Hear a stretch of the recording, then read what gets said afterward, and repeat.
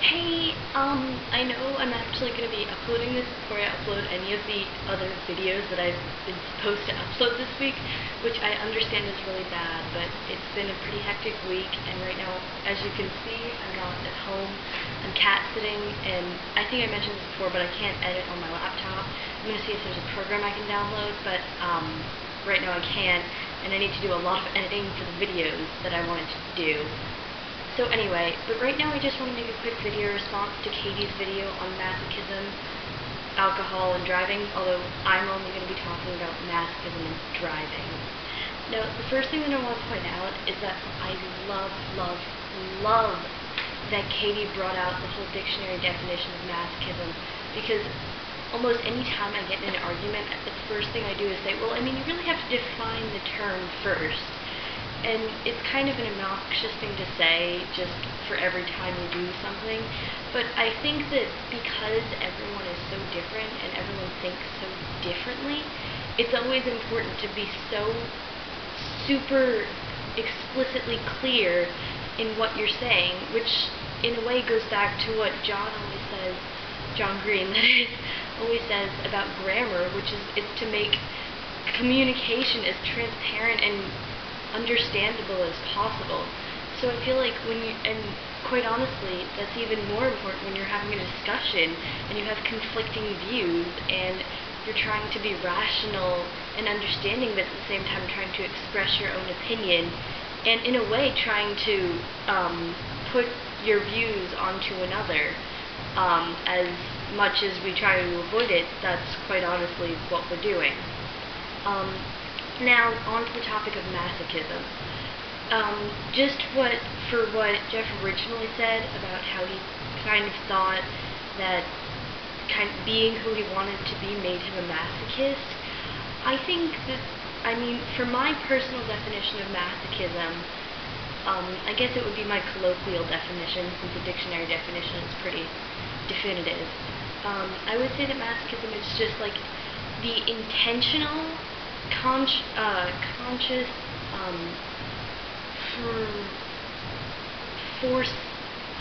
forcing of pain onto oneself, but in another sense I feel like there's a lack of productivity involved.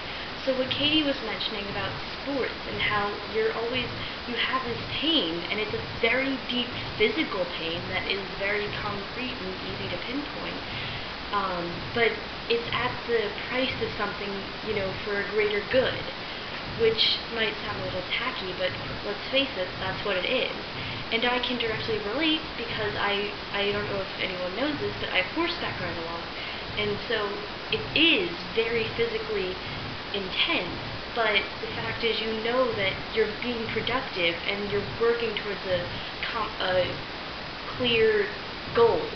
And I think that's the most important part. With masochism, I feel it's self-destructive as opposed to productive. And when it comes down to it, being who you want to be is incredibly productive because it means that you are confident with yourself and you will be more likely to pursue the things that interest you. And so that's my 2 cents on the matter. I probably have way more to say, but I can't. It's hard to focus. But now on to the topic of alcohol. I, as you know, am a U.S. citizen. I live in New York, which, you know, kind of says something about the whole alcohol thing. And Katie, I totally agree. The whole fact that people make all of these things like, you know, sex and drugs and alcohol so taboo just makes them that more enticing for people to go to. And I mean, the thing is, in the city, it's usually not as bad because, I mean, the fact is, I mean, in my school there are plenty of people who do drugs, who smoke, and who have lots of sex, and who drink a lot, but there are also plenty of people who are very academically rigorous, not the two are mutually exclusive. But so, I mean, I think it's a little bit better in the city just because you know that there's always, like, the more options you have, the more opportunity you have to do something, the less likely you are to do it. So I think Katie was really spot on with that.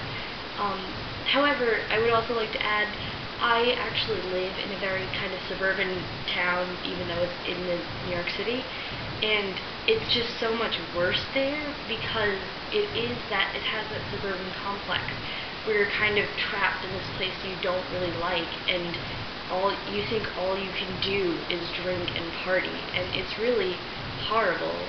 But another thing that just I thought of when Katie was mentioning the alcohol, about how it's 21. In my high school, we have required health class that we have to take, but you up until this year, it was only offered to seniors that you would take as one of your last classes before you leave. And everyone, it's still pretty much that way, but this year they offered it to juniors, and I am in it now, and there are even like 1 or 2 sophomores in the class. But the thing about it is we all talk about how stupid it is that it's only offered senior year, because the fact is by that time everyone's done everything you talk about already, and you don't have the information you need when you need it. And the fact is everyone knows it's stupid, even the teachers admit it.